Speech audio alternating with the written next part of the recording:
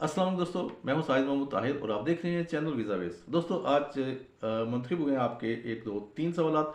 इन तीन सवालात का मुख्तसर जवाब मैं आपके खिदमत पेश करूंगा। सबसे पहला सवाल है, फ़हीम साहब कहते हैं कि can I apply for each dependent priority visa. देखिए, बात यह है कि आपने उस वीज़े के हवाले से जो मेरी वीडियो थी, जिस लड़के को 1 डे में वीज़ा इशू हुआ था, आपने ये समझा है कि वो शायद प्रायोरिटी बेस पे अप्लाई किया गया था। Absolutely not.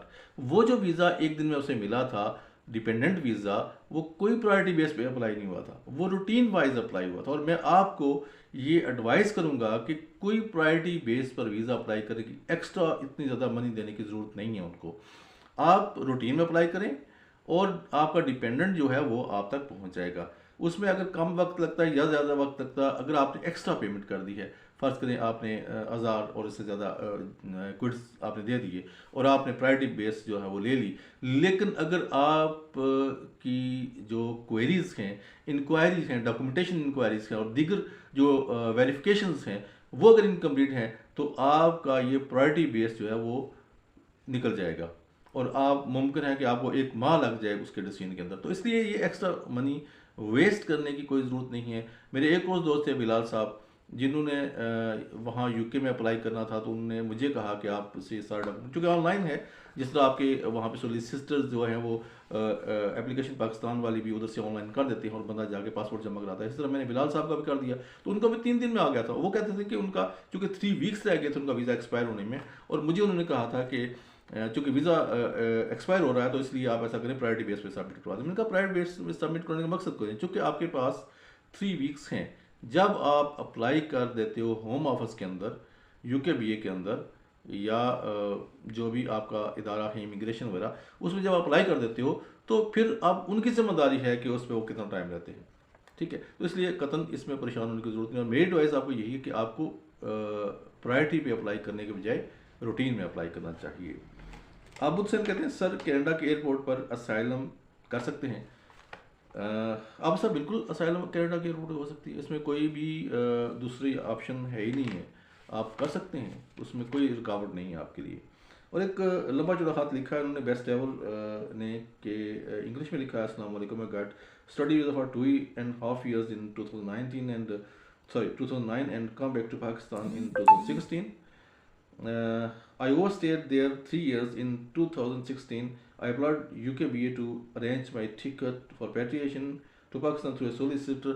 बेसिकली वो कहना चाहते हैं कि हमने सोलिसिटर के ज़रिए ये अप्लाई किया था कि मैं पाकिस्तान जाना चाहता हूँ। मैं 2000 क्या था इनका, 2000 वो कहते हैं जी 9 में मैं यूके गया था 2.5 साल के स्टूडेंट वीज़े पे, और 2016 तक वहाँ रहा। 2016 में मैंने वापस आना था और मैंने कहा कि मुझे टिकट जो है वो गवर्नमेंट दे, चूँकि मेरे ख्याल उन दिनों में जब 2008 के बाद ना ये एक बड़ा बुरहान आया था और कॉलेजेस और यूनिवर्सिटीज़ रिवोक होते जा रहे थे। हमारे साथ भी ऐसा हुआ कि हमने वो लिस्ट जो थी वो यूकेबी को हम फॉलो अप करते थे, उसको एडमिशन कराया, सारा कुछ किया, एवरीथिंग कंप्लीट की, एप्लीकेशन लॉन्च की, और उसके बाद जिस दिन उसने पासपोर्ट सबमिट कराया, शाम को एक दोस्त का इस्लामाबाद से फ़ोन आता है, जनाब वो आपका कॉलेज तोड़ गया। तो एक जब मतलब आपने सबमिट किया था डॉक्यूमेंट, उस वक्त तक कॉलेज नहीं उड़ा था, उसके बाद उड़ा है। लेकिन वो ये नहीं देखते थे, वो क्या करते थे, बड़े गलत वो यहाँ पे थोड़ी सी जो था वो इंसाफ नहीं हुआ कि जनाब at the time of application नहीं, at the time of decision वो देखते थे कि ये क्या है। और इस तरह वो बंदे कैरियर ख़राब होता, फीसें ज़ाया जाती, और बाज़ हालात में तो 10 ईयर्स का बैन भी लग जाता था। खैर छोड़े उस स्टोरी को, एवरीवन नोज इट। लेकिन ये है कि मैं आपको बताऊं कि जब आप आए हैं, तो मुझे इसमें एक डाउट है।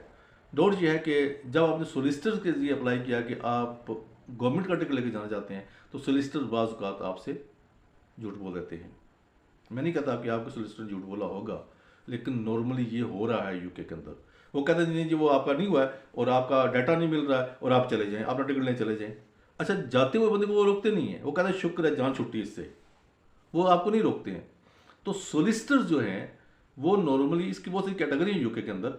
एक कैटेगरी है जो बिल्कुल ही कंसल्टेंट हैं, अपने आप को सोलिसिटर जाहिर कर रहे हैं, ना तो वो किसी डेट तारीख पे अपीयर हो सकते हैं, ना कुछ कर सकते हैं, ना उनके पास लाइसेंस है। और कुछ हैं जो एजेंसीज हैं, उनके साथ जो है जब सोलिसिटर जो अप्लाई कर सकता है, तो वो इतने ज़्यादा समझते हैं कि यार इस बंदे ने पैसे तो हमें देने नहीं है, ये पहले ही बेनिफिट पे है और हम कहाँ ये चक्कर लगाते रहेंगे, तो ये छोड़े, इसको टरका देते हैं। और एक वो होता है जो जिनके पास बैरिस्टर्स एट लॉ इस तरह के बड़े लोग होते हैं, वो बहुत अजीम लोग होते हैं और बहुत ही उनके अंदर जो है वो सेंसिबल डिसीजन होते हैं और उनके पास बहुत सी जो है ना वो एक्सपीरियंस होता है और वो मुश्किल से मुश्किल केस को भी चुटकियों में हल कर देते हैं। तो खैर ये मैं बातें सिर्फ आपको समझाने के लिए कर रहा हूँ कि मुझे लगता है कि ऐसा नहीं है। हाँ, एक दफ़ा हुआ था, लेकिन वो हुआ था जनाब 2003 से, यानी कि 9/11 के बाद से लेके ना, 9/11 हुआ था वो 2001 में, उसके बाद 2003 से लेके उस कुछ शॉर्ट से पीरियड में ये हुआ था कि वो कुछ डाटा जो था वो मिसप्लेस हुआ था इनका। तो उस डाटा बाद में नहीं हुआ, ये आप लोग गई 2009 में है, वहाँ तो कोई डाटा मिसप्लेस नहीं हुआ। लेकिन मेरा ख्याल है कि आपके साथ एक स्टोरी की गई। अगर आपके पास होम ऑफिस का कोई ऐसा लेटर है जिसमें वो कहें ये कहते हैं कि उनके पास डाटा मिसप्लेस है, तो I don't believe it, I don't believe it. मैं नहीं मान सकता इस बात को कि होम ऑफिस आपको ये लिख के दे कि उसके पास डाटा नहीं है। ठीक है, तो आप ऐसा कीजिए कि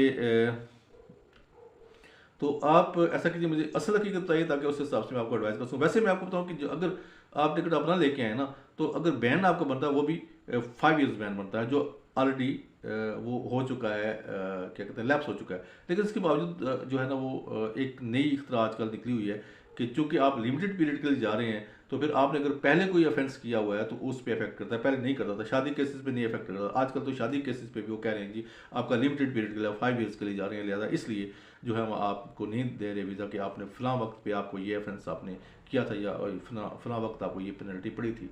ठीक है, क्या आप जब डिपोर्ट हुए हैं, आप डिपोर्ट, मुझे नहीं पता कि आप किस तरह हुए, अब मैं कहाँ से, आपने चूँकि इनकम्प्लीट आपकी स्टोरी है।